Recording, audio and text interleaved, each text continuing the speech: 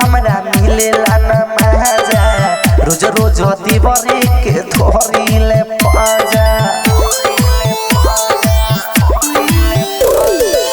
सोया में अब हमरा मिलेला न मजा रोज रोज दीवारी के धोरीले पाजा हमरा गंगा में डुबकी लगई है देवरी हो लगई है देवरी।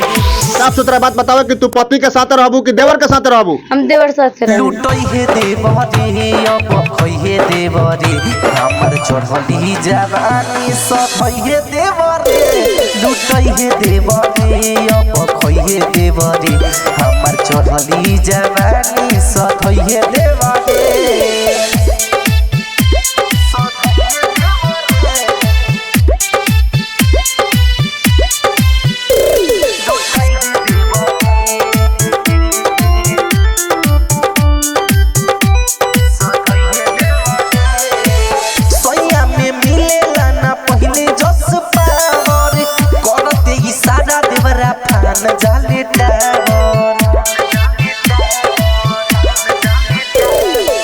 सोया में मिले ना पहले जस पावर करते इशारा देवरा पान जाले टावर हमरा जरदा के घर दाऊ रही है देवरे हो रही है देवरे।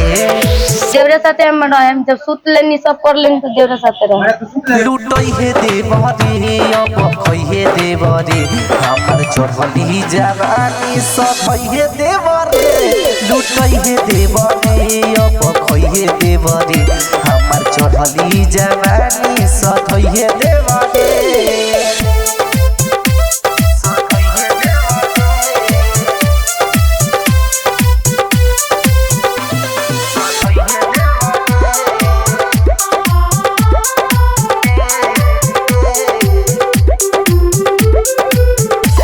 जो खान पयब ना विश्वास बा सौसे उमर अब देवरी पयास बा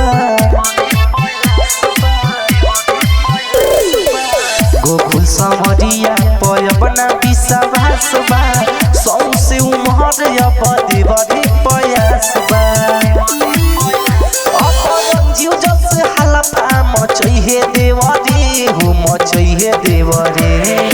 अच्छा एगो बात बताओ, अगर देवर तारा के छोड़ देता रहे फिर केकरा से करबू? ना छोड़े हमरा के कोई देवर ना छोड़िए। देवर पे विश्वास बा? हां विश्वास। पति पर विश्वास नहीं है? पति विश्वास टूट देले बनी। लुटई हे देवरी अब खई हे देवरी हमर चढ़ली जवानी सधई हे देवरी लुटई हे देवरी अब खई हे देवरी हमर चढ़ली जवानी सधई हे देवरी।